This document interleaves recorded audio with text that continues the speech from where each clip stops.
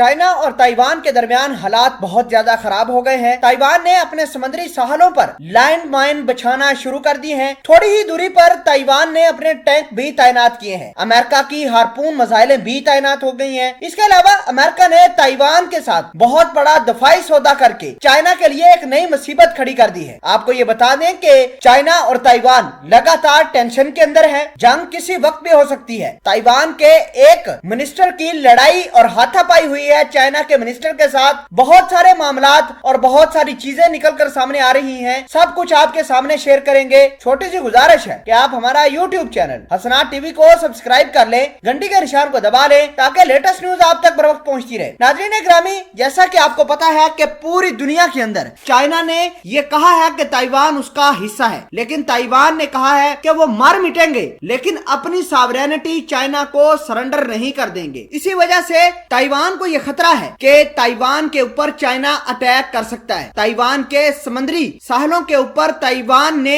اپنی land mine بچھانا شروع کر دی ہیں۔ بڑے پیمانے پر لینڈ مائن بچھائی جا رہی ہیں کیونکہ تائیوان کو یہ خطرہ ہے کہ اس کی سب میرین یا پھر اس کی نیول فورس آ کر تائیوان کو کیپچر کر سکتی ہے، اور تائیوان نے ان لینڈ مائن کے بالکل پیچھے اپنے خطرناک ٹینکس لگا دیے ہیں، امریکہ کی ہارپون میزائل بھی لگا دی ہیں تاکہ چائنا کا کوئی بھی بحری بیڑا، کوئی بھی شپ یا کوئی بھی سب میرین اس علاقے کے اندر بھٹکے تو وہ بڑی آسانی سے ڈیٹیکٹ ہو کر کاؤنٹر کر سکے۔ ناظرین، آپ کو یہ بھی بتا دیں کہ امریکہ نے اپنا تھارڈ اور پیٹریاٹ میزائل سسٹم بھی اسی جگہ پر تعینات کیا ہے تاکہ چائنا کے ایک ایک حرکت کو اس ریجن کے اندر کاؤنٹر کر سکے۔ امریکہ نے $60 کروڑ کے تائیوان کے ساتھ دفاعی سودے کیے ہیں۔ ان $60 کروڑ کے اندر امریکہ تائیوان کو عام ڈرون دے گا اور یہ ڈرون میری ٹائم سیکورٹی کو انشور کریں گے۔ مطلب یہ کہ تائیوان کے پاس جب یہ امریکہ کے ڈرون آئیں گے تو ان کا استعمال زیادہ تر بحری اور سمندری پرپس کے لیے استعمال ہوگا تاکہ چائنا کی ایک ایک حرکت کو تائیوان کاؤنٹر کر سکے، اور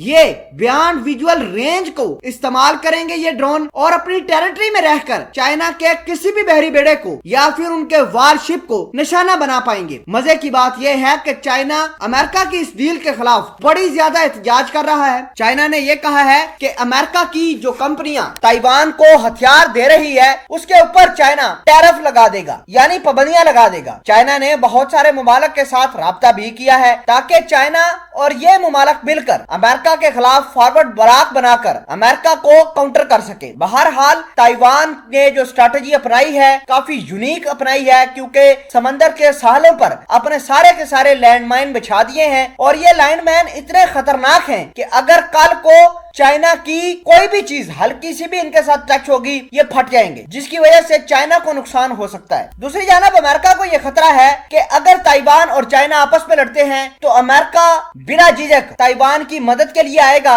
اور یہ لڑائی بہت آگے تک جا سکتی ہے۔